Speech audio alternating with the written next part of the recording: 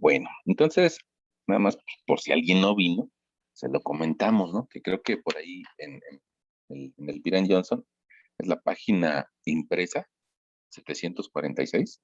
Ahí vienen algunas propiedades de los materiales. Nada más que mira, ahí viene en unidades utilizadas en Estados Unidos, en la 746. Vamos a ver si en la siguiente, cómo nos lo presenta. Mira, en la 747 te dice propiedades típicas de los materiales usados en ingeniería en sistema internacional. Ahora, luego también nosotros tenemos una bronca, ¿no? Porque el sistema gringo nos lo daría en KPIs o kilolibras por pulgada cuadrada. Mira, vamos a ver. Dice KSI, kilolibras square inch. Y a veces, pues eso no nos sirve. Pero resulta que decimos, pero nosotros no vivimos en Estados Unidos, vivimos en el resto del mundo y vemos los resultados en sistema internacional. Y cuando el sistema internacional nos pone los resultados en megapascales, híjole, pues también nos pone a sufrir, porque a veces no utilizamos esas medidas. Y yo creo que también valdría la pena que hiciéramos algunos ejemplos de conversión para usar esas medidas. Esa medida de megapascales, pues sale si nuestros pesos los expresáramos en newtons y en kilonewtons. Desgraciadamente, pues no, si nosotros vamos a la farmacia y nos subimos a la báscula de la farmacia, lo más seguro es de que nos diga, pesas 80 kilos, 90 kilos, no sé, pero no nos lo va a dar en newtons. Y ese es un problema, pues a la hora que queremos entrarle a esto de los sistemas internacionales. Pero no se preocupen, ahorita somos algún ejemplo, ¿no?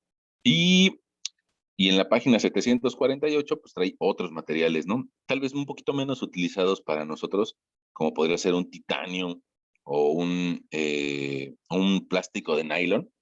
Pero al fin y al cabo, nosotros decíamos que la materia de resistencia de materiales es una materia que la utilizan muchas otras ingenierías.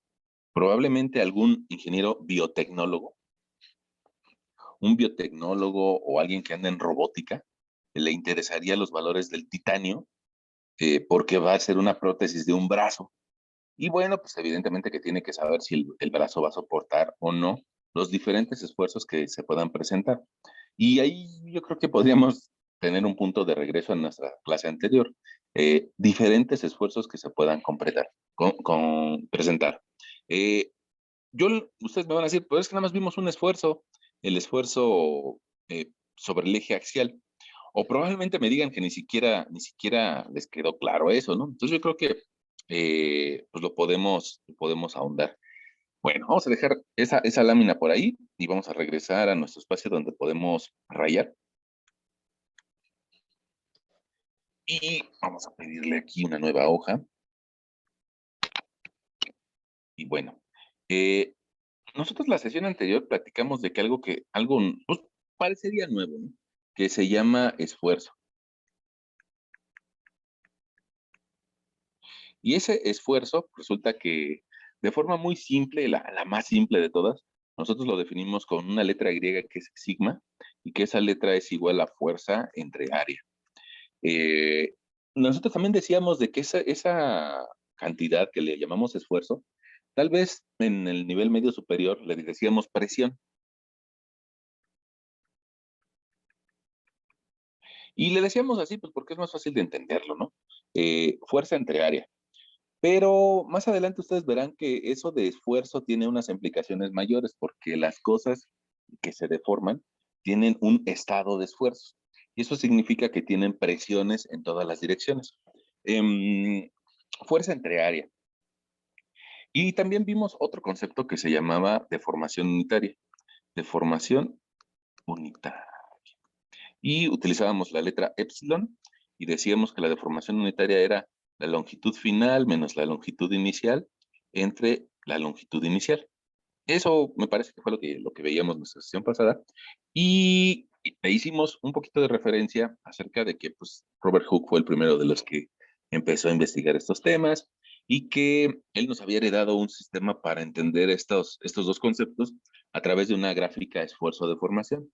En el eje de las Yes, graficamos el esfuerzo, en el eje de las X graficamos la deformación unitaria. Usualmente lo hacemos en porcentaje, esta deformación unitaria, o puede ser en valores decimales, cualquiera de los dos nos funciona. Y decíamos de que, pues alguien que le interesa saber cuánto soporta una varilla, pues lo que tendría que hacer sería montarla dentro de un equipo de una prensa universal, y ahí en medio de esa prensa universal podría montar su varilla y empezar a jalarla hacia ambos lados, ¿no? Jalarla hacia arriba y hacia abajo, y esos puntos nos van a ir dando diferentes valores de esfuerzo con diferentes valores de deformación. En una zona, en una primera zona, esos puntos van a ser parte de una línea recta y que a esa zona le llamamos zona elástica. Y a partir de un cierto lugar, como que empieza a curvearse esa varilla y tiene una deformación plástica. Probablemente llegue a una segunda carga y al final a la falla. Decíamos de que había algunos valores importantes. Me va a decir, oiga, profesor, ¿para qué lo está repitiendo? Pues porque, porque es muy importante y entonces por eso me quiero asegurar que todos lo entendamos, ¿no? A este valor le llamábamos esfuerzo de fluencia. Sigma Y o FY, cualquiera de los dos términos los pueden encontrar. Se llama esfuerzo de fluencia. Y otra cosa va a ser el punto en el que la varilla ya se rompe. Y a eso le podemos llamar esfuerzo de último o de ruptura. Bueno, pero no nos interesa que nuestro material llegue a la zona en la que se plastifica. Digamos que tiene un comportamiento plástico.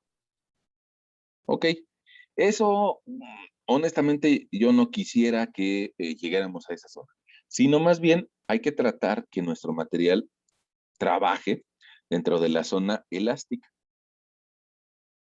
Es decir, nos subimos a una losa, se deforma un poco, pero cuando nos bajamos recupera su posición original. Y eso nos pasaba cuando íbamos a la escuela, ¿no? Resulta que nosotros estábamos en algún salón, entraban 40 personas a ese salón y esas 40 personas pues generaban que la losa se deformara un poquito hacia abajo, es decir, que se colgara. Ahora, exagerándolo, hacía ese efecto. Es exagerado porque en realidad las deformaciones son de algunos milímetros, algunos milímetros. Y esas deformaciones, si alguien salta, pues tal vez lo sentimos, ¿no? Pero usualmente no las llegamos a sentir. Tal vez sea de 1 milímetro, 2 milímetros. Pero lo importante es de que alguien lo tiene que calcular.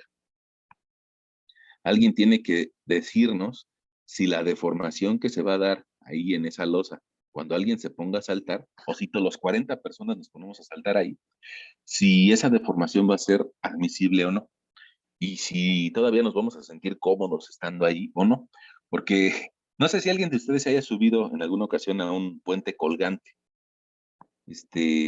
Las personas que son más intrépidas, pues les gustan, ¿no?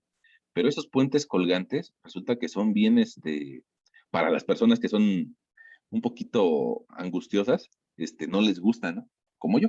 Eh, porque parece como que te vas a caer y tiene deformaciones muy grandes. Entonces, fíjate, una losa común y corriente, sus deformaciones deben estar controladas para que las personas no se sientan como si estuvieran en un puente colgante, porque no todos lo soportaríamos. Tal vez ahorita tú de joven dices, yo me subo a un puente colgante sin ningún problema, ¿no? Es más, no me da miedo. Bueno, pero a tu edad que tienes tal vez unos 20 años, algún día te vas a hacer viejito. Cuando tengas 80 años, si te subimos al mismo puente colgante, probablemente no digas lo mismo. Bueno, entonces alguien tiene que calcular esas deformaciones que se van a producir tanto en el puente colgante como en la losa de un salón o en la losa de alguna vivienda. Y un camino hacia ello, pues es saber las propiedades de los materiales. Ahora, decíamos nosotros que si sabemos la pendiente de esta zona, la pendiente es la relación entre Y y X, es decir, incremento de esfuerzo sobre incremento de deformación unitaria, bueno, pues podemos saber el módulo de elasticidad. Y de forma un poco más genérica, diríamos que el módulo de elasticidad es igual a esfuerzo entre deformación unitaria. De forma genérica. Esta es otra forma de expresar algo que decíamos que se llamaba la ley de Hooke. Esa ley de Hooke usualmente la vas a encontrar así. Esfuerzo es proporcional a la deformación según el material. Ya está. Bueno, ok. Creo que por ahí nos quedábamos, por ahí nos quedábamos. Y yo creo que también decíamos otra cosa importante.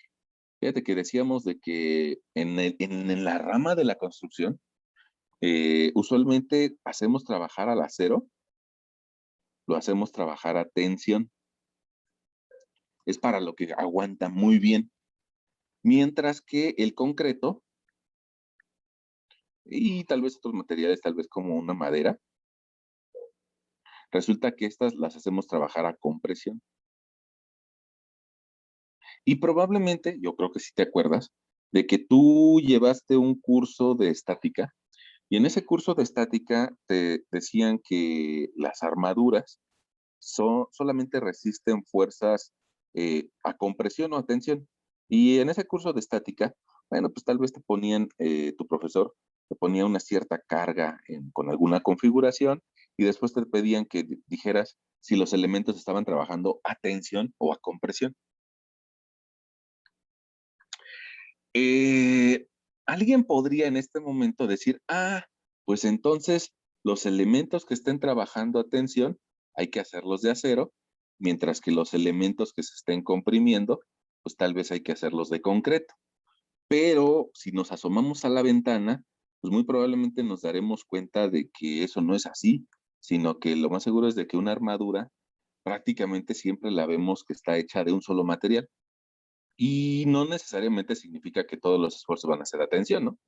Sino lo que significa es de que, pues, la construcción también tiene que ser simple, lo más simple que se pueda, para que nuestras personas que trabajan en obra, pues, la entiendan y no cometan errores, ¿no?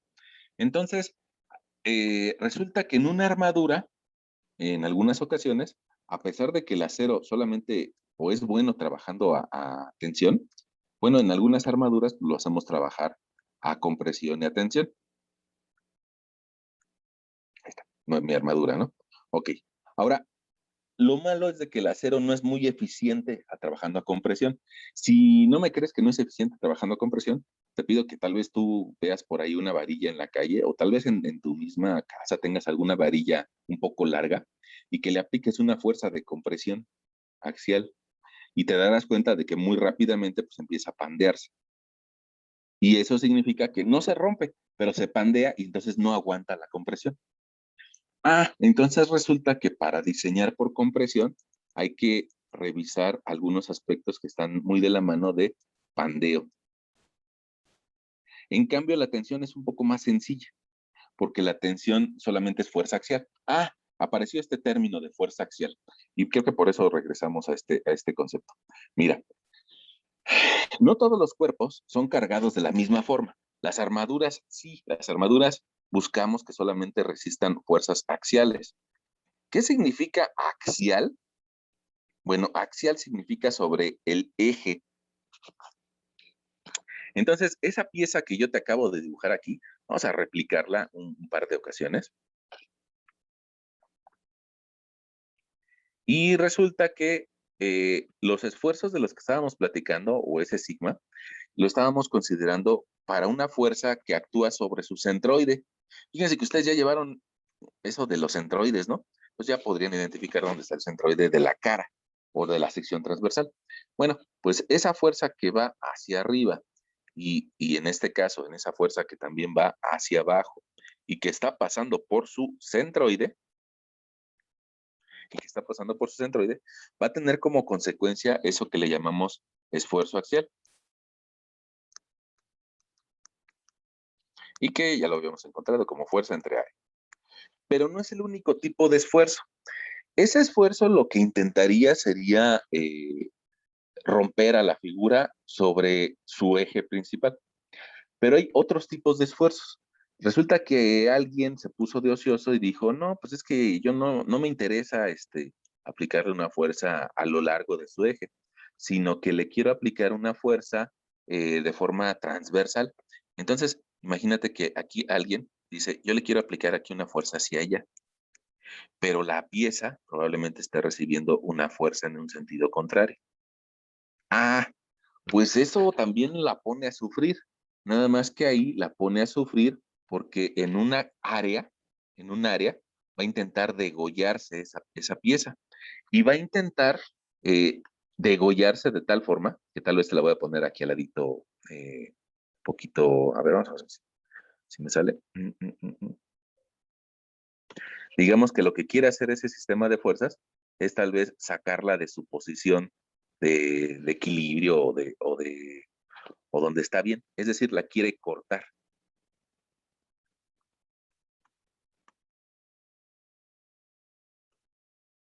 Ahí está. Eso es lo que le pasaría a esa pieza ante ese sistema de fuerzas. Mientras que en el primero de los casos, lo que le pasaría, vamos a ver, ay, no puedo. Lo que le pasaría a la primera barra, pues tal vez que sería que se dislocara y que se separara en dos piezas, ¿no? Una que está siendo jalada hacia arriba y otra que sería jalada hacia abajo. Entonces, aquí nos quedaría una superficie rota, pero por fuerza axial. El otro caso sería un esfuerzo cortante. Quiere cortar a la sección transversal de forma perpendicular a su eje. Ahora, esa palabrita de perpendicular y al eje, nos recuerdan cuando íbamos en la primaria y nos decía que había algunas cantidades que eran importantes en torno a un círculo. No sé si tú recuerdas de que había una línea que pasaba por dos puntos y que esa se llamaba cuerda. Y había otra línea que salía del núcleo hacia uno de los extremos y esa se llamaba radio, otra que pasaba al centro y se llamaba diámetro. Y resulta que había otra línea, déjame te borro las anteriores, había una línea muy especial que se llamaba tangente. Esa línea tangente resulta que nada más pasaba en un solo punto del círculo y tenía una característica, que esta era la tangente, que si en ese punto yo trazaba una perpendicular, resulta que podía encontrar la línea que se llamaba normal. Línea normal. No sé si han escuchado eso, pues, ¿qué es normal? Bueno, en este caso, geométricamente, la fuerza normal es la que sale perpendicular a la tangente y que pasa por el núcleo. Ah, entonces la fuerza axial que pasa por el núcleo, que pasa por el centroide, también la conocemos como esfuerzo normal. ¿Por qué? ¿Por qué? ¿Por qué? ¿Por qué? Pues porque en el corte que estamos nosotros generando, por ahí sale perpendicular a la superficie de corte, a la sección transversal. Bueno, ok, entonces yo creo que nos convendría dejar dejar este concepto del lado izquierdo, ¿no? Con las fuerzas axiales. Ahí está. Y la otra es un esfuerzo cortante, un esfuerzo que intenta degollar. Probablemente también en tu curso de estática, probablemente, te decían, bueno, pues tenemos una viga o una cierta barra, y en esa barra, pues nosotros tenemos una serie de fuerzas. Eh, y en la parte de abajo de esa viga, lo más seguro es de que tú dibujabas un diagrama de fuerza cortante. Hacías algo así como así, así, y tal vez nos daba algo así. Bueno, y dibujábamos o lo ashurábamos. Y de repente uno no se va con muchas dudas de esos cursos y dice, bueno, ¿y eso qué significa? Bueno, lo que significa es que en la primera parte de la viga está recibiendo un gran esfuerzo que intenta degollar a la viga, que intenta romperla, cortarla, repito, degollarla. Y en cambio esa fuerza se va haciendo más pequeña conforme no hay carga. Nada más. Tal vez alguien diría, bueno, pues entonces habría que dibujar el prisma al revés. Habría que acostar ese prisma. Entonces nuestra viga principal, la que estamos analizando con cargas y con cortante, pues más bien lo que intenta hacerse es que una parte se quiere quedar en el apoyo, mientras que otra parte se quiere degollar y quiere caerse.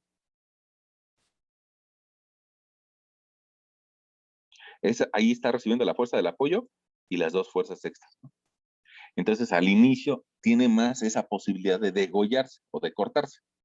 Ok, para evaluar esa fuerza, pues resulta que también ocupo una expresión muy parecida que involucra tanto a la fuerza como al área transversal. Y ese esfuerzo cortante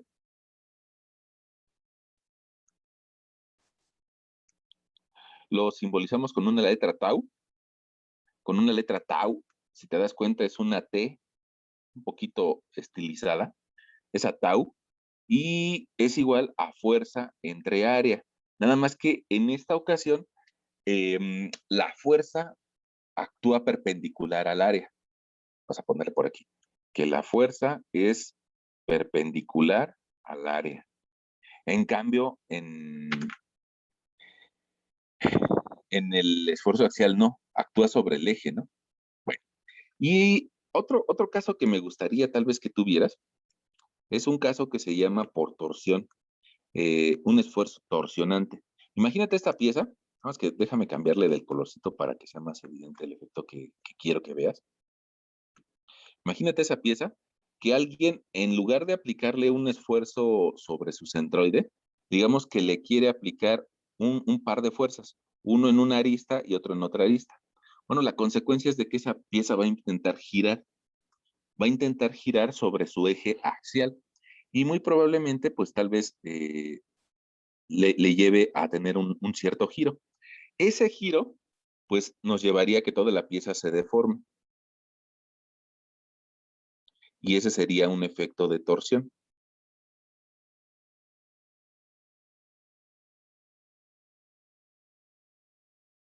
Bueno, ese efecto, pues también hay que analizarlo, ¿no?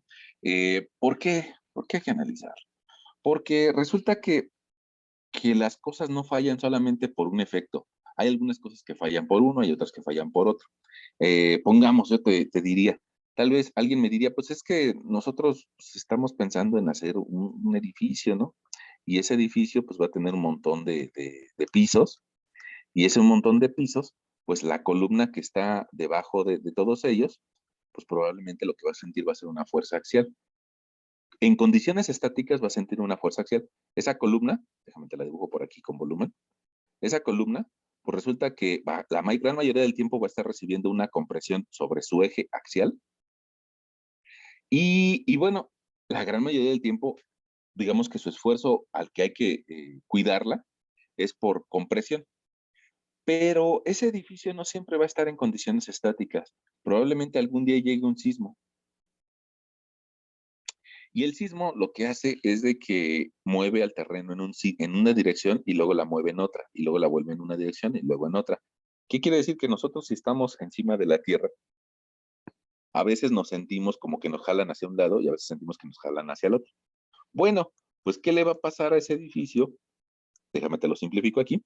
¿Qué le va a pasar a ese edificio con cada una de sus losas a la hora de que venga un sismo? Pues que sus losas dicen, hoy me voy para allá, hoy me voy para allá, oye, me voy para allá, pero de repente el terreno se mueve en la dirección contraria.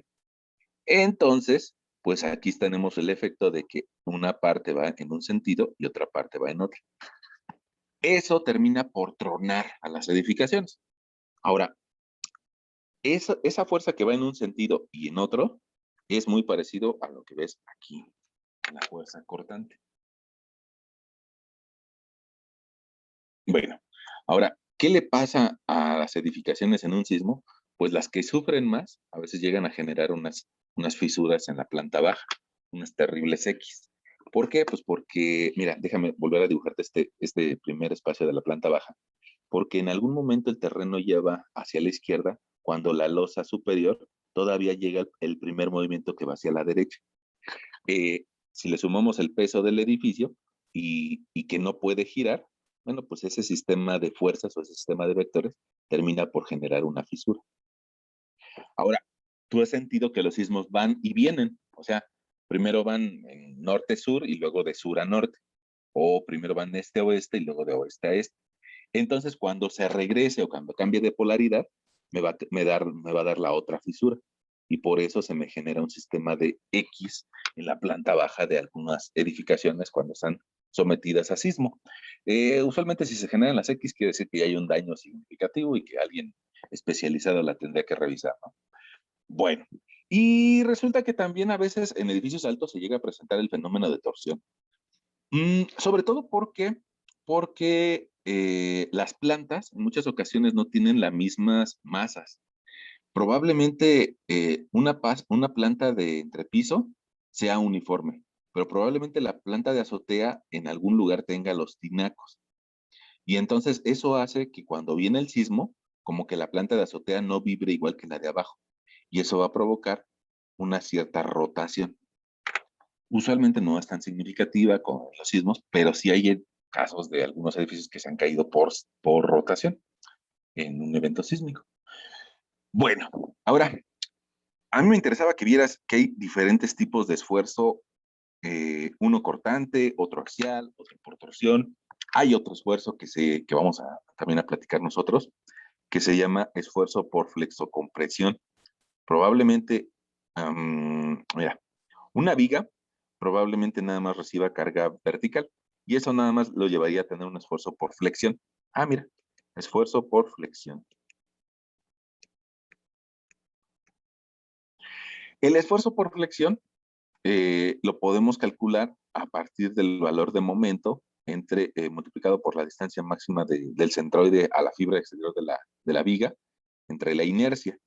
Entonces, esta formulita también nos va a estar dando lata en alguna otra sesión en la que vamos a calcular, o si quieren más ratito, cuánto es el esfuerzo que resisten las diferentes fibras de una viga. Y todavía se complica más cuando se trata de una columna, porque la columna algún día va a recibir una fuerza horizontal por sismo y aparte siempre va a estar trabajando con una fuerza vertical. La consecuencia, pues, es de que esa columna va a estar trabajando a flexocompresión.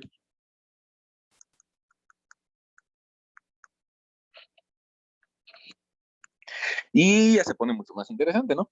Porque resulta que el esfuerzo combinado, pues debe de incluir un esfuerzo axial más un esfuerzo por flexión en X más un esfuerzo por flexión en Y. Y ya se pone un poquito interesante, ¿no? Para que te lo imagines de una forma muy sencilla, pues imagínate un bloque que además de su propio peso, además de recibir una carga vertical, pues resulta que también intenta volcarse o tener un momento sobre el eje de las Y y aparte también tiene un momento sobre el eje de las X. Entonces sí ya se empieza a poner interesante eso, ¿no? Pero vámonos poco a poco, ¿no? Diría ya que el destripador, vámonos por partes. Y nosotros la última sesión decíamos que los materiales tienen algunas propiedades características. Entre ellas, pues es el módulo de elasticidad, su esfuerzo de fluencia, su esfuerzo último, su módulo de reacción al cortante. Bueno, creo que los primeros tres de arriba ya los platicamos. No me hace falta platicar de relación de Poisson. Me hace falta platicar de módulo resistente al cortante y y de una relación parecida a la de Hooke, pero para cortante. Mira, los tres de arriba ya te acuerdas, ¿no? ¿Qué son? Pero resulta que hay las piezas, algunas piezas, cuando las cargamos, déjame dibujártelo como un cubito. Imagínate por ahí un cubo de concreto, ¿tal? Resulta que cuando tú le generas una cierta carga en su centroide, es decir, que no le va a generar giros, una cierta carga en su centroide, pues yo creo que no es tan difícil imaginarnos que se va a deformar, que se va a comprimir un poco. Pero además de comprimirse, resulta que va a dar otro efecto, que se va a ensanchar un poquito, se va a hacer un poquito más robusta. Y ese robustamiento, pues tiene que ver porque de alguna forma tiene que conservar su volumen. Entonces, si yo le hago una vista frontal, pues lo que tal vez yo vería sería que mi pieza de forma inicial tenía unas ciertas dimensiones, pero después al recibir la carga se achaparra un poco, pero también crece un poquito hacia los lados. Y entonces resulta que podríamos nosotros, si quisiéramos, podríamos medir tanto una deformación axial como una cierta deformación lateral. Bueno, y esa relación la descubrió un científico de apellido Poisson, Y eso, por eso se le llama una relación de Poisson.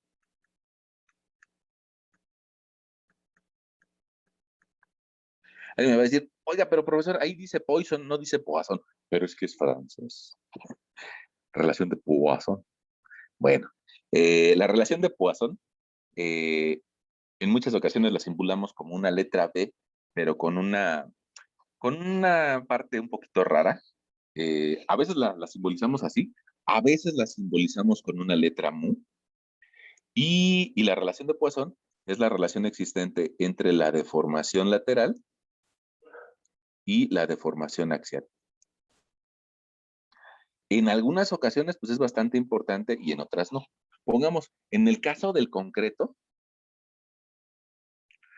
tal vez tenga una relación de Poisson de 0.15.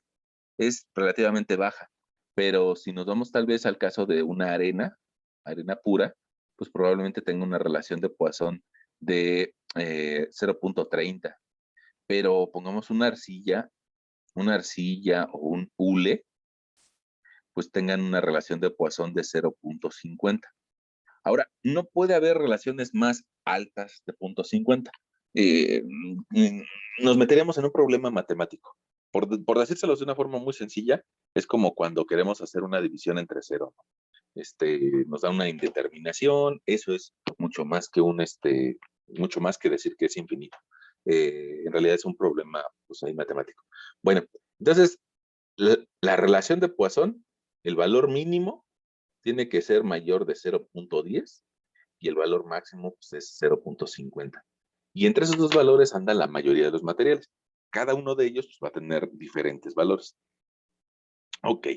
Ahora, no sé si ustedes recuerdan que de la curva esfuerzo-deformación yo les decía que podíamos calcular el módulo de elasticidad, pero eso es para condiciones axiales.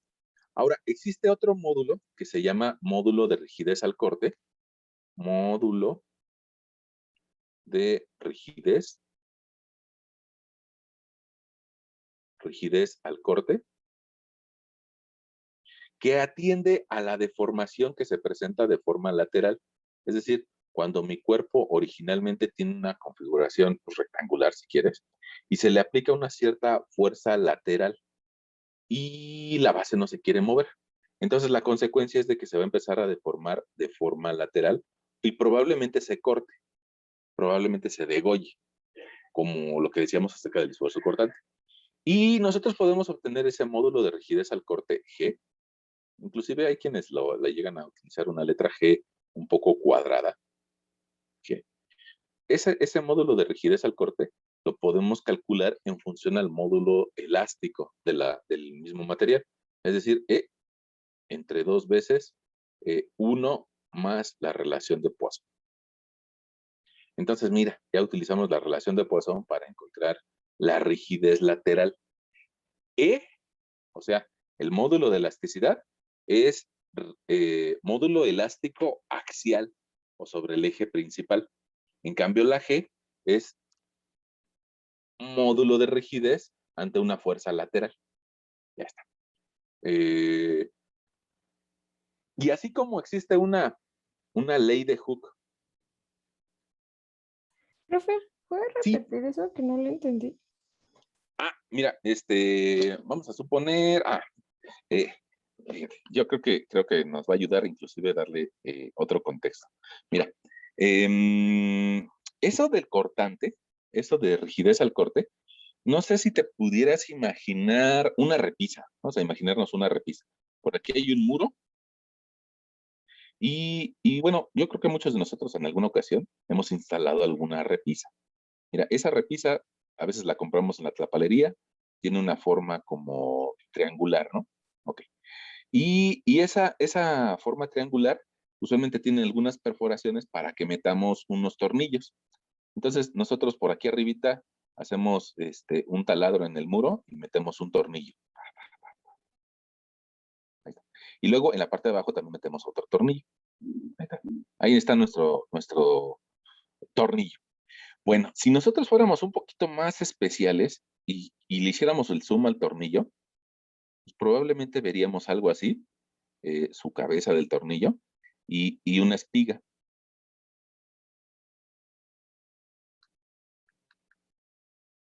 Ahí está, ¿no? Y resulta que ese tornillo, exactamente en el contacto con el muro, resulta que el muro va a decir, yo no me quiero mover, yo no me quiero bajar, yo no quiero bajar. Pero en ese sitio va a recibir la fuerza que le transmita la repisa. Entonces dice, yo quiero ir hacia abajo. ¿Qué le va a pasar al tornillo si la fuerza fuera excesiva y tuviera la longitud suficiente para no salirse de la pared? Bueno, pues lo que le va a pasar es de que se va a terminar degollando, cortando, en esa superficie donde pues, nosotros calcularíamos el cortante igual a fuerza entre área. En este caso sería área del tornillo y sería la fuerza del peso de lo que colgamos, lo que pongamos encima de la repisa. Llámense libros, llámense cobijas, lo que quieran, ¿no? Bueno, un cierto peso. Ok. De esa forma calculamos el esfuerzo cortante. Ahora, y yo creo que ahí ya viene la respuesta a la que nos preguntaba la compañera.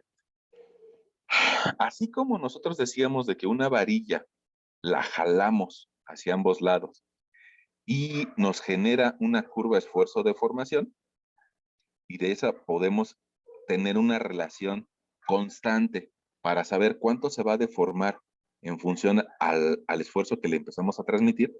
Bueno, pues resulta que también hay una curva, pero que su pendiente ya no va a ser el módulo elástico, sino que esa nueva curva va a ser la relación existente entre deformación angular y fuerza cortante. Ah, yo entiendo que está un poquito más complejo. Mira, eh, vamos a suponer que nosotros metemos el tornillo, pero ahora en un material de laboratorio, y le empezamos a aplicar fuerza, a fuerza, fuerza, fuerza, hasta, hasta ver cómo se empieza a deformar.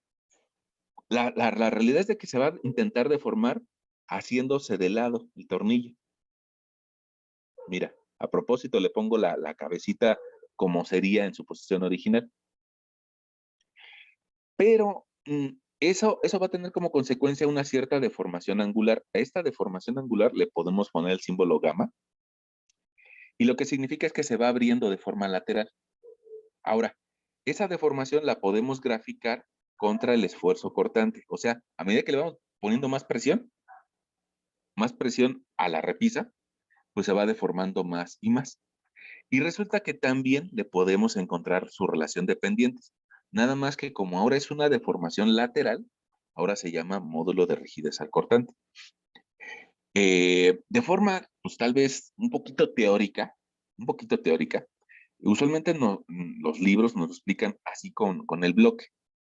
Dice, mira, tienes un bloque inicial en una posición rectangular, un bloque de hule, por decirlo, y si le aplicas una cierta fuerza, pues resulta que se va a empezar a distorsionar o a deformar. Y esa distorsión es una distorsión angular, ya no es una deformación de largo. Mira, mira, en la parte de abajo de la pantalla, no sé si tú recuerdas que yo les decía, pues es que esa varilla probablemente crezca, pero ese incremento es sobre el eje axial o sobre su eje principal, y a eso le llamamos deformación, como longitud final menos longitud inicial. Pero en el caso que te dibujo en la parte de arriba, ahí no se está dando una deformación de la pieza en su largo, sino que se está dando una deformación lateral. Y esa deformación lateral, si llega a ser muy, muy, muy grande, termina por romperse la pieza, es decir, degollarse el tornillo. La fuerza contraria a la lateral es la axial. Ajá, sí, sí, sí. Ok. Sí, eso que nos acabas de decir, mira, volvemos a poner un prisma y digamos que si está sometido a una fuerza lateral, se va a intentar cortar. Y ese esfuerzo sería tau igual la fuerza entre área. Y en cambio, si está recibiendo una fuerza sobre su eje, sobre su, a- eh, sobre su, sí, su eje principal, a esta le llamamos fuerza axial. Y en cambio la otra, que lo cambio, esta sería una fuerza lateral. No sé si ustedes recuerden ese término que en matemáticas nos dicen axiomas. Un axioma es como, digamos, un eje de pensamiento. Entonces aquí, el eje de la figura, ese eje es, digamos, lo mismo que su plano axial.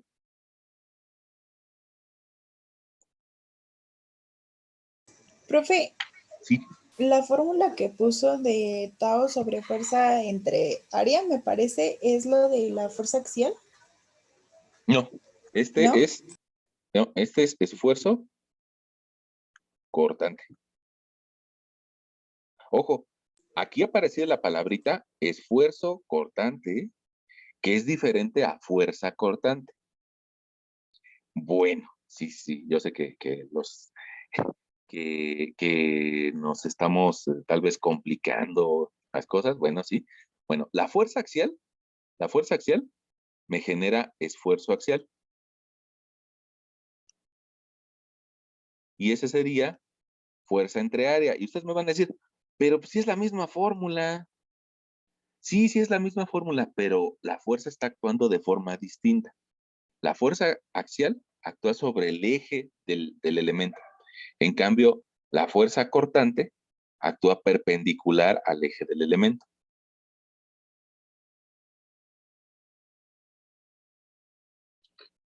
Bueno, yo creo que eso nos va a quedar un poquito más claro. Yo sé que se genera un poquito de confusión.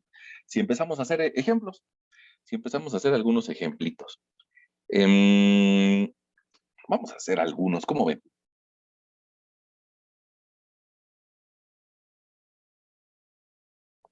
Sí, profe. Sí, profe. Bueno, fíjense, vamos a imaginarnos que nosotros llegamos por ahí del año 1800, todavía no se inventan bien los elevadores, ¿no? Entonces alguien nos dejó la tarea de idear un elevador. Entonces en este elevador, pues resulta que van a entrar algunas personas, ¿no? Como un elevador, no sé si les ha tocado ir a algún edificio grande, como cuántas personas máximo puede soportar un elevador. En un edificio grandecito, ¿no? 8, ¿no? 10. Pues yo creo que hasta más, pero bueno, si ustedes me dicen ese valor, yo creo que yo les creo. Fíjense. Y en ese elevador, vamos a pensar que hay unas 10 personas, más lo que pesa el elevador, ¿no? Y de ese elevador vamos a jalarlo con 4 cables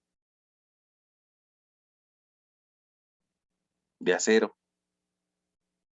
Bueno, pregunta, ¿esos cables de acero cómo se están jalando? ¿Se están jalando o creen que fallen por cortante o por fuerza axial? Por axial, ¿no?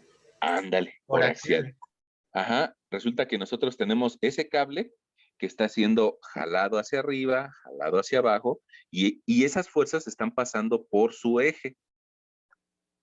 Entonces a eso le llamaríamos esfuerzo axial.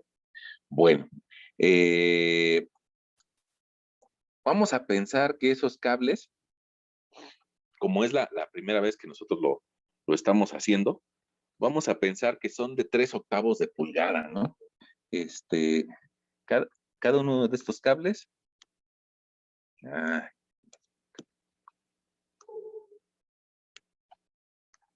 son cuatro cables de 3/8 de pulgada cada uno. Y va a cargar a 10 personas. Una pregunta, como 10 personas, ¿como cuánto pesarán? 700. Bueno, ese compañero que nos dice que pesan ¿Me unos acumulaba? 700 kilos, está pensando que van personas que hacen ejercicio, ¿no? Pero nosotros en realidad no sabemos si de esas personas van a hacer ejercicio, ¿no? ¿Qué tal si les pegó mucho la pandemia y subieron mucho de peso, ¿no? Y pesan, no sé, 120 kilos. Bueno, pues tal vez esas 10 personas pues terminen teniendo un peso pues un poquito superior a 1 tonelada. Vamos a pensar que sean vámonos a pensar en casos extremos, ¿no? O sea, que pesan mucho.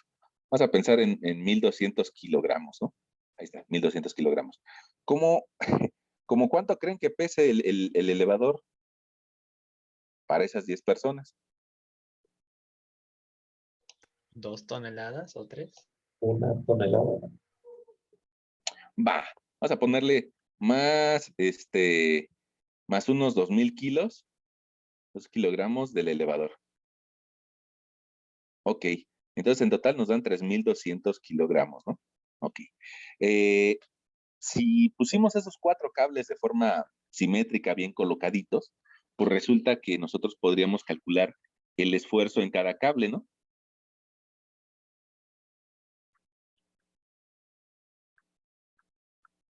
Y lo podríamos hacer porque sabemos la fórmula de esfuerzo, que es fuerza entre área. En este caso, pues un solo cable, ¿qué área tiene? Bueno, pues habría que primero saber cuánto es su diámetro. Fíjate que eso de hablar de que los cables son de 3/8 de pulgada, pues nos hace pensar que hay que hacer una conversión. Si el diámetro son 3/8 de pulgada, significa que hay que multiplicar 3 entre 8 por 2,54 centímetros para saber cuál es su diámetro. Y su diámetro, pues a mí me da de 3 entre 8 por 2,54.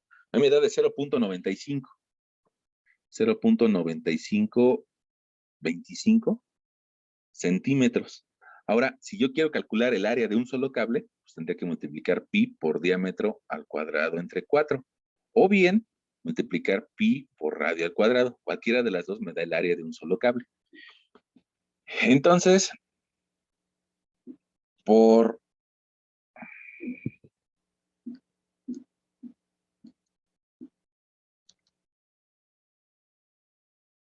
ahí me dio un área de un solo cable de 0,7125 centímetros cuadrados. No sé si nos está dando lo mismo.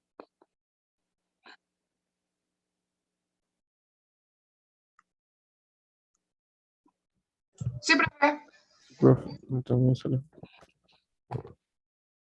Quiere decir que entre los 4 cables sumamos 2,85 centímetros cuadrados. Ok. Entonces podríamos nosotros calcular el esfuerzo y diríamos 3,200 kilogramos. Bueno, vamos a, como es de las primeras clases, vamos a escribir fuerza entre área. 3,200 kilogramos entre un área de 2,85. Ahora miren, aquí hay un conflicto que ahorita les platicaré.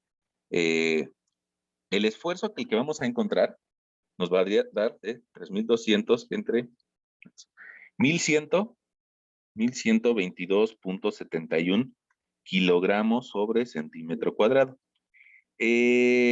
Habría que en ese momento ir a la tabla que nos regala Byron Johnson en su libro y verificar, híjole, creo que ya se me fue el libro. Aquí está, Byron Johnson. Y verificar si nuestro acero es capaz de soportar ese esfuerzo. Quedamos que era en la página 772.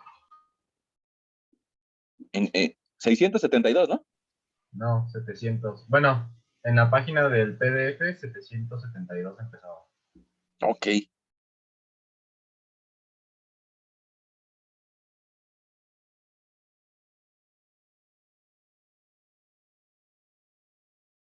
Híjole. No, si ustedes la tienen ahí a la mano, pues vayan a la página 772, en lo que yo llego, ¿no? 772. Ahí está, ya llegué. Bueno, yo ya lo estoy viendo, igual y a veces se tarda un poquito el internet en que se lo muestre a ustedes. Pero ahí tenemos un acero, y ya vimos que hay diferentes tipos de acero, ¿no? Hay un acero estructural, un acero grado 60, un grado 50, hay diferentes tipos de acero. Habría que ver de qué tipo de acero está hecho esos cables, ¿no?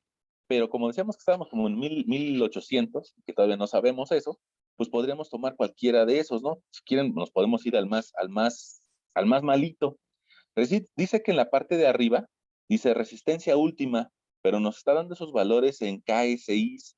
Eso es porque esa página está en unidades de Estados Unidos. Si avanzo otra página, resulta que me lo voy a encontrar en unidades del sistema internacional. Y el valor más pequeño para un acero que me va a dar de resistencia última es de, pues tal vez 450, ¿no? Un grado 345. Pero si se dan cuenta, al lado de la resistencia última dice resistencia de cedencia. Ese término de resistencia de cedencia significa lo mismo que esfuerzo de fluencia. Fluencia. Y yo creo que el más bajito pues, es de 345. Mira, lo voy a copiar, este valor que está pues, prácticamente a la mitad de tu pantalla, que dice resistencia a la cedencia por tensión, 345 megapascales. Ahora, voy a ponerle, si el esfuerzo admisible es igual a 300, ¿qué? 45 megapascales. Ok. Es igual a 345 megapascales. Alguien se preguntará, bueno, entonces, ¿aguanta o no aguanta, no? Con esos 4 cables. Y el problema que tenemos nosotros con la forma que tenemos de generar los pesos es de que los manejamos en kilos. Ahora, no podemos decir que eso esté mal, ¿no? Nosotros desde que íbamos en la primaria nos decían, oye, pues tú pesas 45 kilos o tú pesas 30 kilos. Es más, cuando ustedes nacieron, los pesaron y dijeron, pesan 3 kilos. Nadie dijo, pesa 30 newtons. Los demás se le hubieran quedado viendo feo, ¿no? La realidad es de que en nuestro sistema de medición siempre decimos que el peso está en kilos, pero eso no es cierto. Entonces, ¿cómo le podríamos hacer para compararlo con esa unidad que nos da el libro en sistema internacional en megapascales? Bueno, pues que esto que estamos acostumbrados a manejar como peso, en realidad concebirlo como una masa. Pero Sir Isaac Newton nos dejó dicho que la fuerza es igual a la masa por la aceleración. Estas personas, las que están en el elevador, están intentando acelerarse hacia el centro del planeta, porque el planeta tiene una fuerza de atracción hacia ellos y hacia todos nosotros, ¿no? Bueno, y resulta que la masa del planeta está generando una atracción de esas personas. Hay una constante de gravitacional en nuestra Tierra que es de 9.81 metros sobre segundo al cuadrado. ¿Qué significa eso? Ah, pues que necesito multiplicar mi masa por esa constante gravitacional para obtener el resultado de peso. Peso es igual a masa por gravedad. Vamos a ver. Si yo multiplico 9.81 por 3.200, pues resulta que ahora sí ya tendría una fuerza. Y esa fuerza sería de 31.392 newtons. Es decir, a su vez, un peso o una fuerza de 31.392 kilonewtons. Ahí está. Ahora, si le hago caso a la expresión que hace rato utilizamos de esfuerzo, nada más que ahora en el sistema internacional en el que deberíamos de manejar, pues resulta que me va a quedar fuerza entre área igual a 31.39 kilonewtons entre 2.85 centímetros cuadrados, pues mi resultado me va a dar de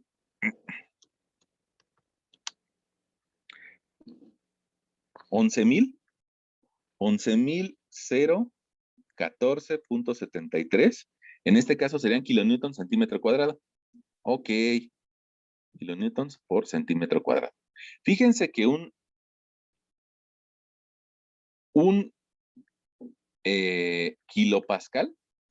kilopascal es igual a un kilonewton, pero por metro cuadrado.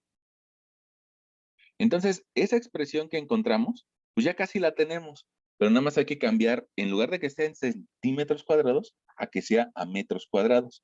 ¿Cómo le podemos hacer? Mira, pues me imagino cuánto mide un metro cuadrado. En un metro cuadrado, resulta que mide en una de sus dimensiones 1 metro y en otra de sus dimensiones 1 metro. Quiere decir a su vez que hay 100 centímetros en una dirección, 100 centímetros, y en la otra dirección hay 100 centímetros. ¿Qué quiere decir? Que un metro cuadrado es igual a 100 centímetros por 100 centímetros. En un metro cuadrado hay 10,000 centímetros cuadrados. Ah, entonces mi expresión que la había encontrado en kilonewtons sobre centímetro cuadrado, la puedo transformar a kilonewtons por metro cuadrado. Y lo único que tengo que hacer es multiplicarla por un 1,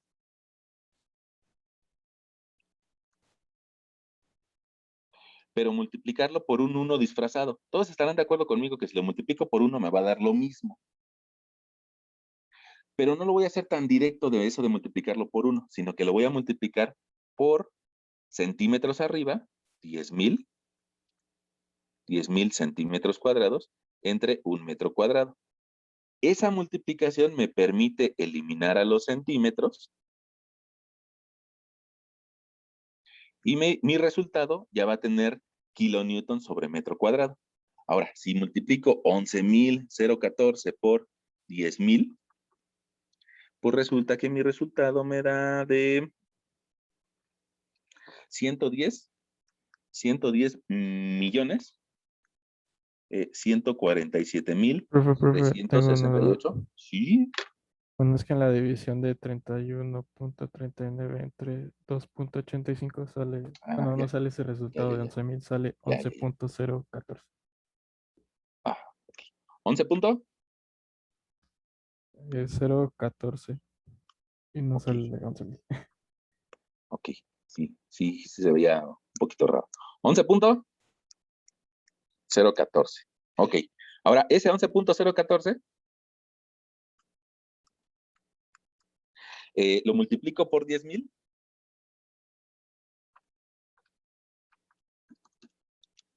Y ahora sí ya tengo 110,140 kilonewtons sobre metro cuadrado.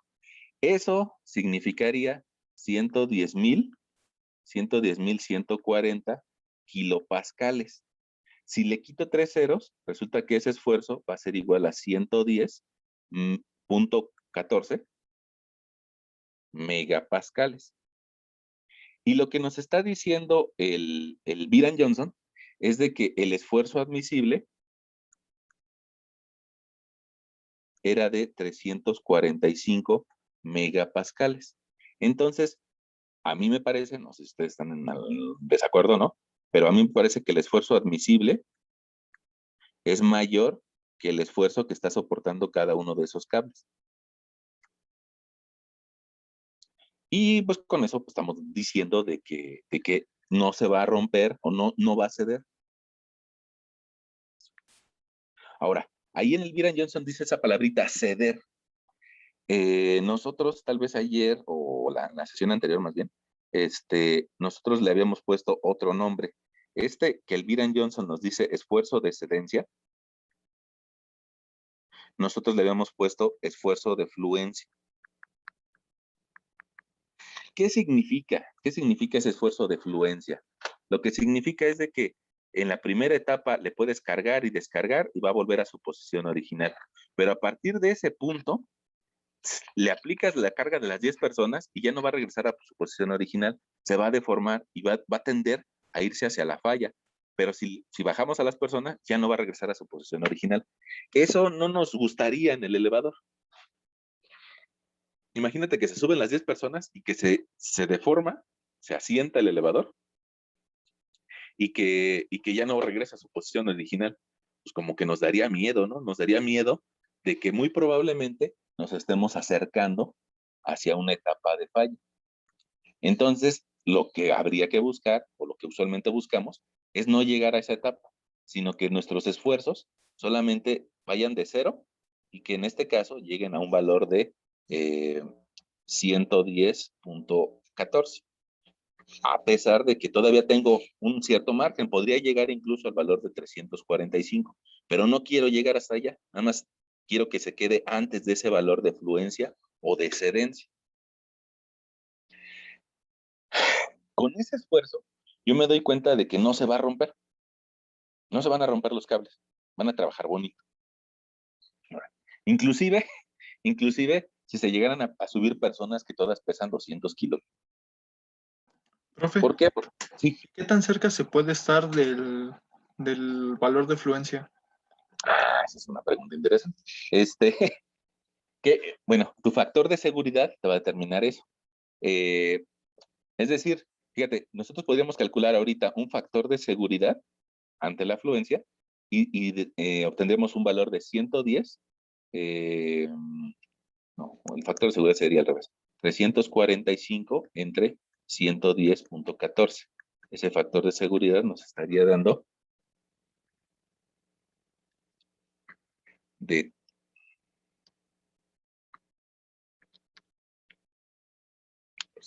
3 punto y algo, ¿no? 3.18.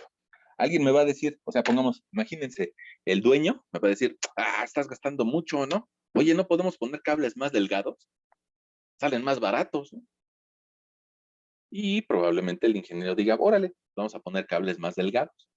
Alguien criticaría esa decisión, diría, ¿cómo es posible que aceptes eso? Probablemente utilizar diámetros de 1/4 de pulgada. Esos diámetros de 1/4 de pulgada van a ser un área menor, pero el factor de seguridad va a empezar a bajar. Y tal vez, por decir un número, ¿no? Al azar, podría darnos de 2.5. Vamos a hacerlo, ¿no? Vamos a hacerlo. A ver, si fueran cables de 1/4 de pulgada, significaría que su diámetro de cada uno de ellos sería de 2.54 por 1/4. Ahí está. Nos da el diámetro de un cable sería de 0.635 centímetros cuadrados. Eso por sí mismo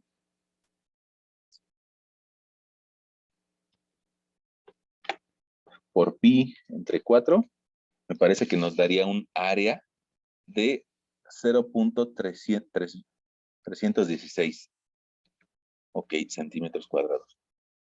4 cables me darían 1.26 centímetros cuadrados. Y el esfuerzo con 4 cables de 1/4 de pulgada, en este caso sería de, ¿cuánto valía nuestra fuerza?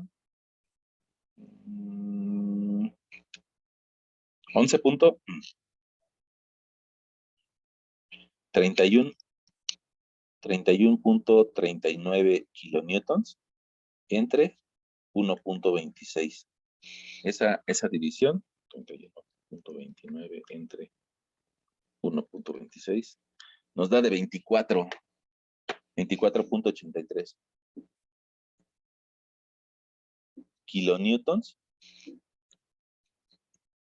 kilonewtons entre centímetro cuadrado. Si hacemos la transformación de unidades que hace rato hicimos, bueno, pues nos podemos dar cuenta de que ese esfuerzo es igual a 248 kilonewtons por cada, 248 megapascales, ¿no? En este caso, en este otro caso, utilizando cables más delgaditos, resulta que nuestro factor de seguridad sería 345 entre 248. Y ese factor de seguridad nos daría de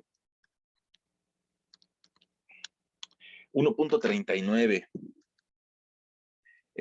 ¿Cuánto nos podemos acercar? El compañero nos dice, ¿cuánto nos podemos acercar al valor de la afluencia?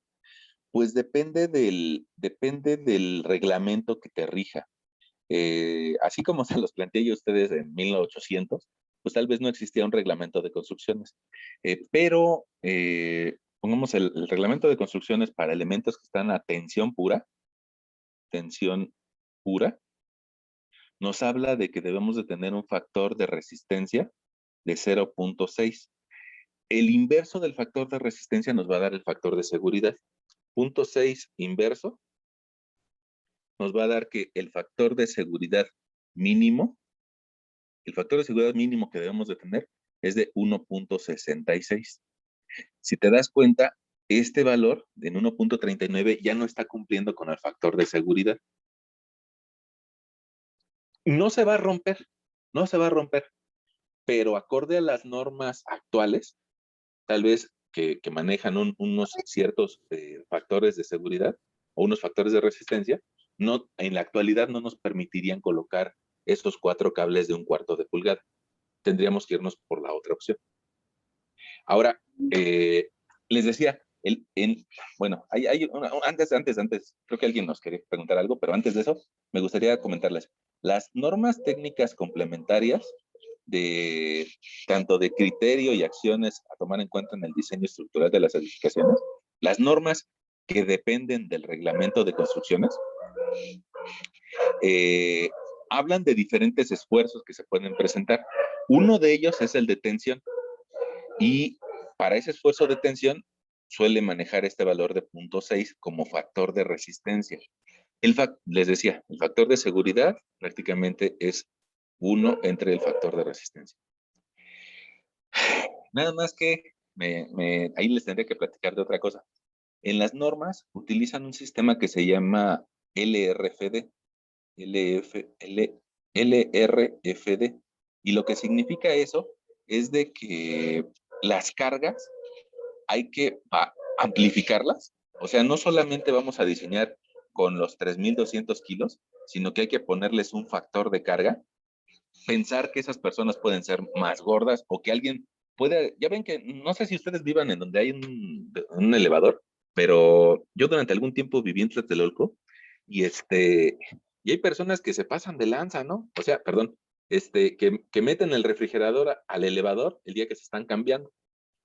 Y bueno, pues alguien diría, pues es normal, pero al fin y al cabo no es un uso como el que nos habíamos imaginado nosotros. Esos usos extras hay que tomarlos en cuenta con un factor de carga. Y las normas nos dirían, el peso que tú consideres como peso vivo, todavía amplifícalo 1.4 veces, 1.5 veces. Y la resistencia del cable, redúcela en 60%, al 60%. Pero bueno, creo que, no sé si me extendí de lo que nos había preguntado su compañero.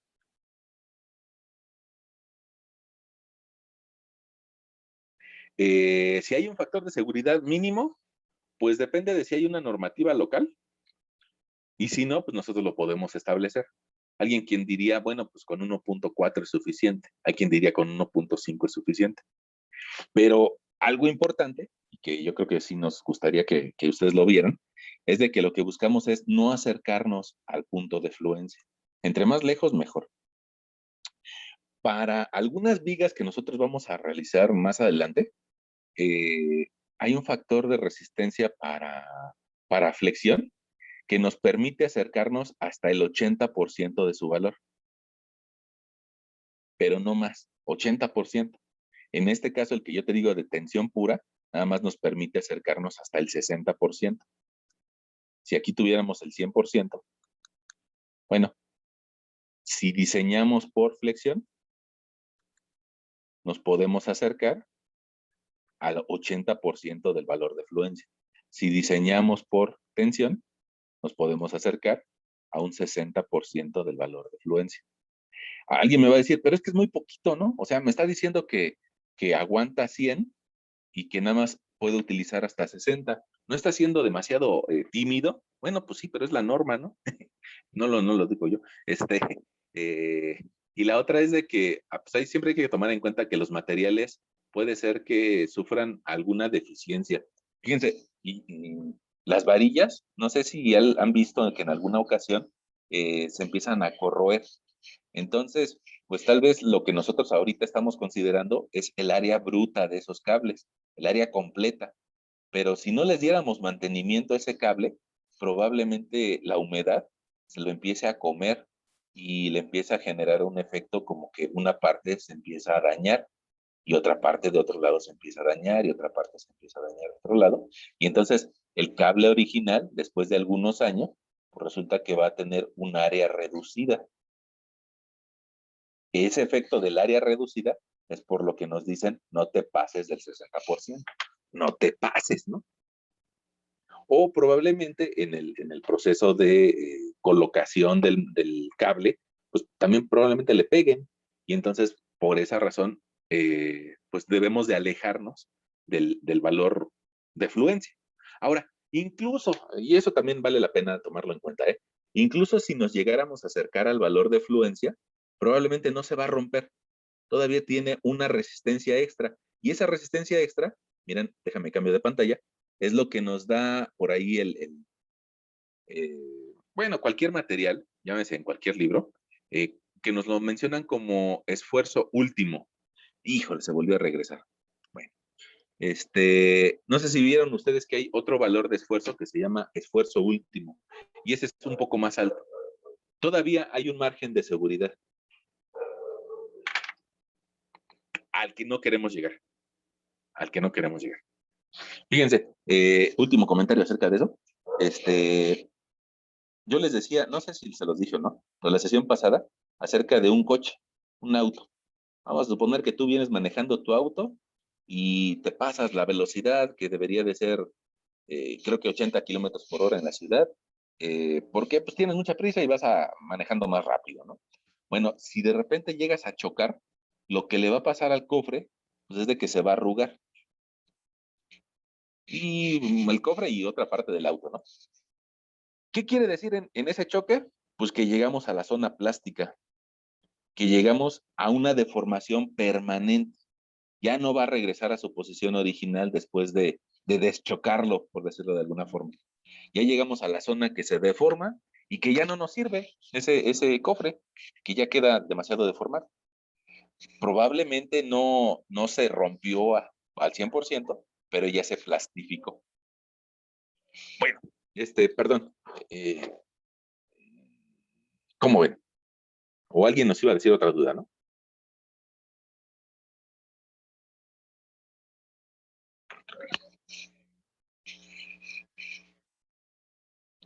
Vamos a ver si. Fíjense.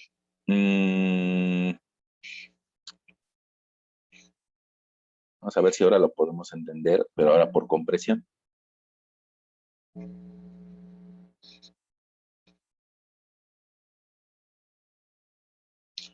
Una cierta columna.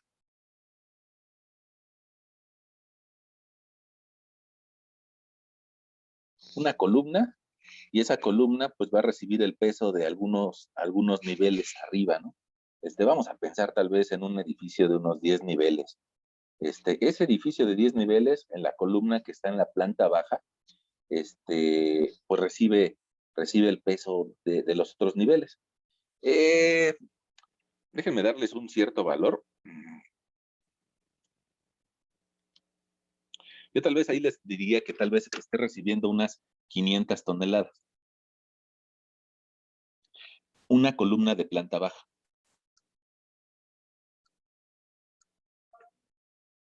En un edificio quedamos de unos 10 niveles.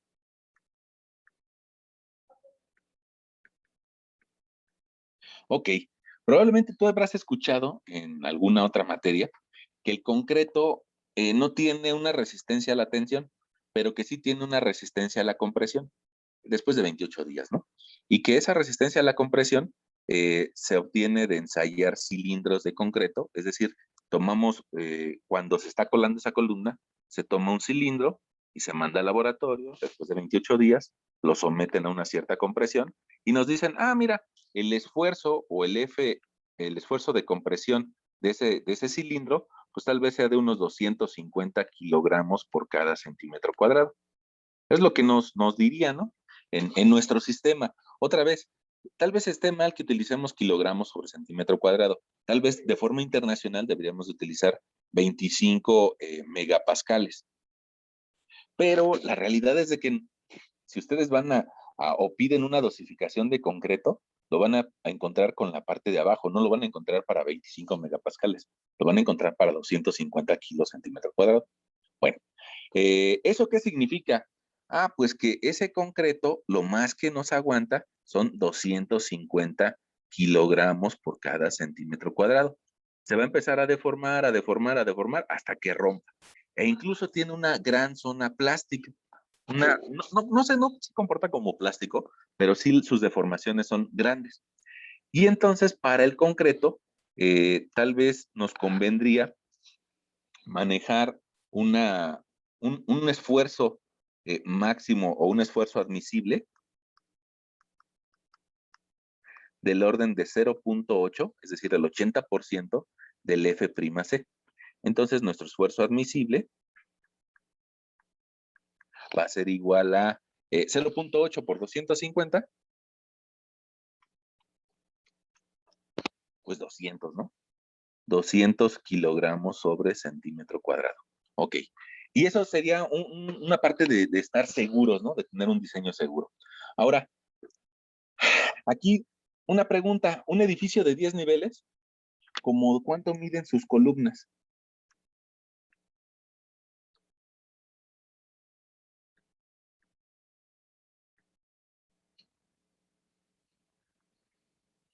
¿Un metro por un metro?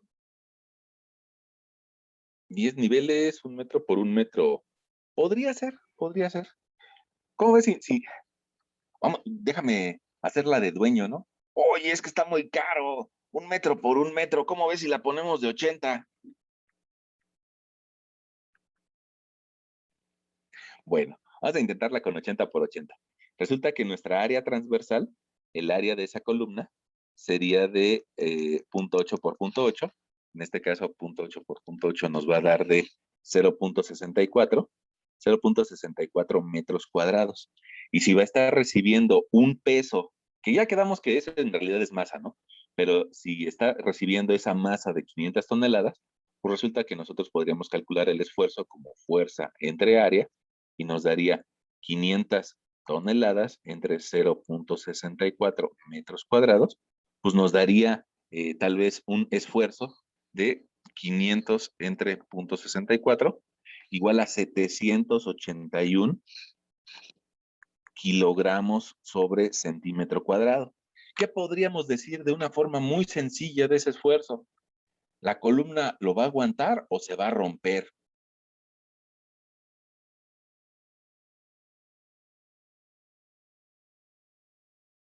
Sí lo aguanta, ¿no?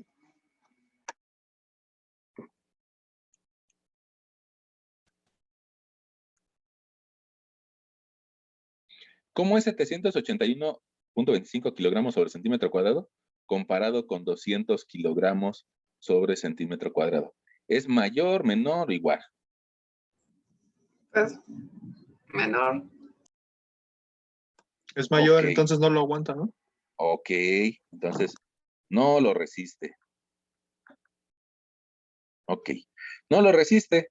¿Qué le podemos sugerir a esta persona? Pues tal vez, va a decir el compañero, pues yo les dije que de 1 metro por 1 metro, ¿no? Bueno, si hacemos lo que nos decía el compañero de 1 metro por 1 metro, pues resulta que vamos a tener 1 metro cuadrado. Y dividimos 500 entre 1, 500 entre 1, pues nos va a dar a 500, ¿no?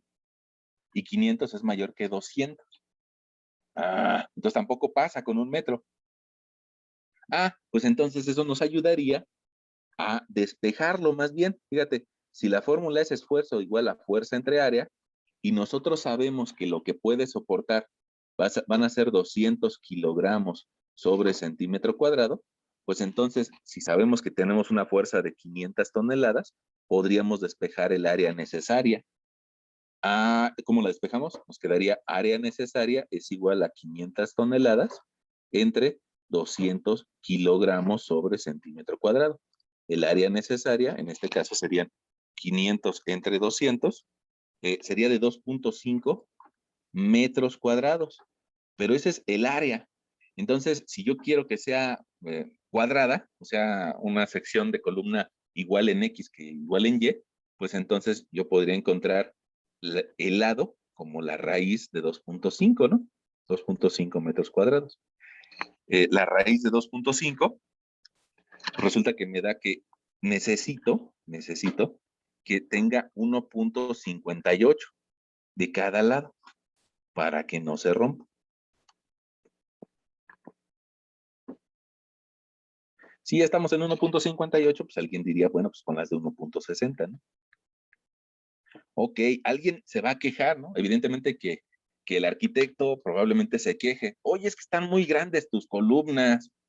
Están muy, pero muy grandes tus columnas. 1.60.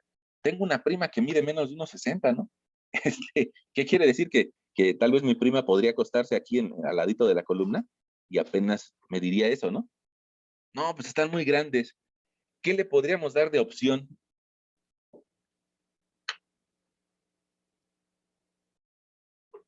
Pues yo creo que tal vez utilizar un concreto más resistente. Probablemente eso implique que nuestro concreto sea más caro. Pero si utilizamos un F'C de 350 kilogramos sobre centímetro cuadrado, pues probablemente el esfuerzo admisible en esta ocasión sea 0.8 por 350, nos va a dar de 280 kilogramos sobre centímetro cuadrado. Eso a su vez nos va a permitir despejar el área necesaria como fuerza entre esfuerzo. Ahora, ¿eso de dónde salió? ¿De dónde salió eso? Ah, mira, esfuerzo es igual a fuerza entre área. Nada más la vamos a despejar, ¿no? ¿AN es área admisible? Área necesaria, ¿no? Esfuerzo admisible y área necesaria. Ajá. Ok. Bueno, entonces serían 500 toneladas entre 280 kilogramos. ¡Ah! Perdón, le vi un error a las unidades. Perdón. Toneladas con los kilogramos. Sí, me acabo de dar cuenta y ya hicimos 3 ejemplos. Perdón, me acabo de dar cuenta. Fíjense. Se entendió. Se entendió, qué bueno que se entendió, pero hay que corregirlo, ¿no? Y hay que aceptar que nos equivocamos. Hay gente que se pone terca y dice, no, yo no me equivoco. No, yo sí me equivoco. Entonces, fíjense, esas unidades estaban mal y hay que aceptar que nos equivocamos. Nuestro resultado quedó en toneladas por metro cuadrado. Vamos a ver, ¿cómo le podríamos hacer para cambiar esas toneladas metro cuadrado a kilogramos centímetro cuadrado para que sea comparable? Pues hace rato decíamos de que había que multiplicarlo por un 1, nada más que un 1 disfrazado. Si nosotros multiplicamos 781.25 toneladas entre metro cuadrado por un 1, pero disfrazado, bueno, pues yo voy a escribir un metro cuadrado equivale a 10,000 centímetros cuadrados. Ahí hay un 1. Y otro 1, pues resulta que una tonelada equivale a 1,000 kilos. Entonces, 781.25 por 1,000 entre 10,000, pues nos va a dar 78.12 kilogramos sobre centímetro cuadrado. ¿Y cómo ven ese valor? ¿Sí pasa o no pasa? Sí, ahora sí. Chale. Ya ven, como que yo tenía esa bronca de las unidades y me estaba llevando a tener una columna del doble, ¿no? Del doble de largo y del doble de ancho. Es un montón de material más, ¿no? Y todo porque me fui con las unidades. Pero bueno, ya lo corregimos. Esta sí está pasando. Incluso nos da la oportunidad hasta de hacerla más delgada, ¿no? Sí, como de 50 por 50, ¿no? Pues vamos Exagero. a aplicar, ¿no? Pues vamos a aplicar lo que ya habíamos despejado.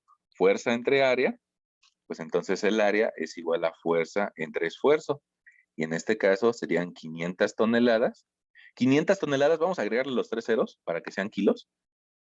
500,000 kilos entre 250 kilogramos sobre centímetro cuadrado.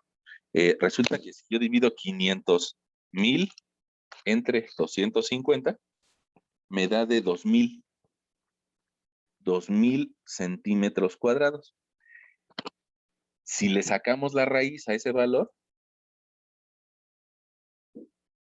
Profesor, ¿no era entre 200? No.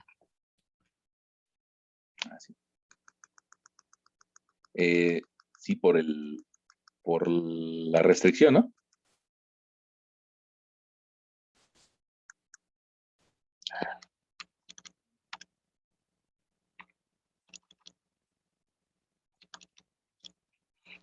2.500. 2.500 centímetros cuadrados. Ahí tenemos nuestra regla del sándwich, ¿no? Kilogramos sobre un 1, kilogramos sobre centímetros cuadrados. Los extremos nos dan kilogramos punto centímetro cuadrado, los medios nos dan kilogramos, se anula y me quedan centímetros cuadrados. Ok, entonces el largo es igual a la raíz del área y en este caso me daría 50. Mira, creo que la persona que nos decía 50 por 50 como que tenía un buen ojo, ¿no? Y la estaríamos llevando al 80% de su capacidad de resistencia del concreto. Ahora, ojo, esta es una versión muy simplista y muy burda de las cosas. Una columna no solamente resiste fuerza vertical. Una columna pues también resiste fuerza lateral. En la gran mayoría de las ocasiones, las columnas solamente reciben fuerza vertical. En la gran mayoría del tiempo.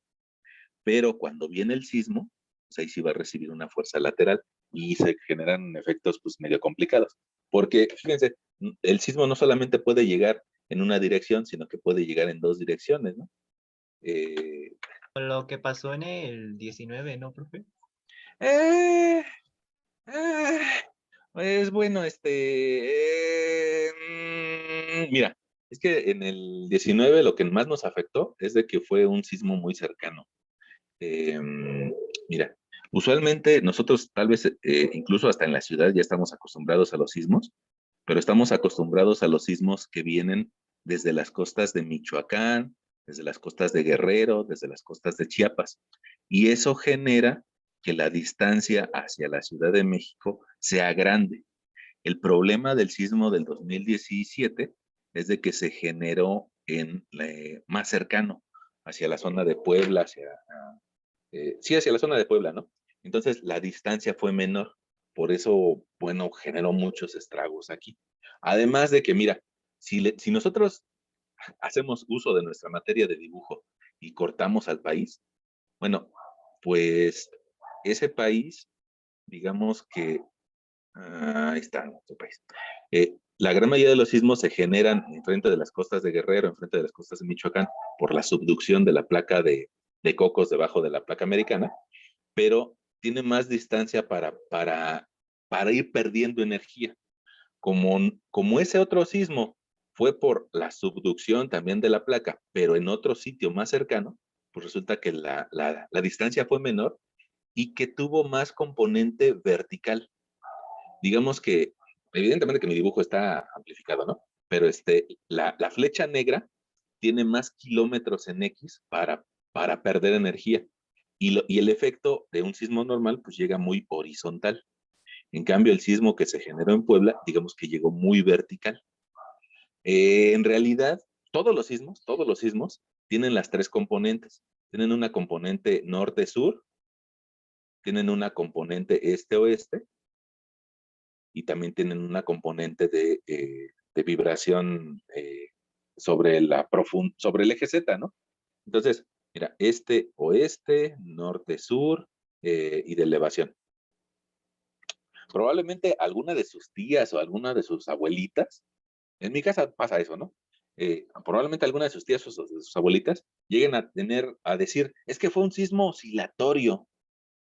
Y esas personas lo que te quieren dar a entender es de que nada más hubo movimiento en el sentido horizontal, oscilatorio.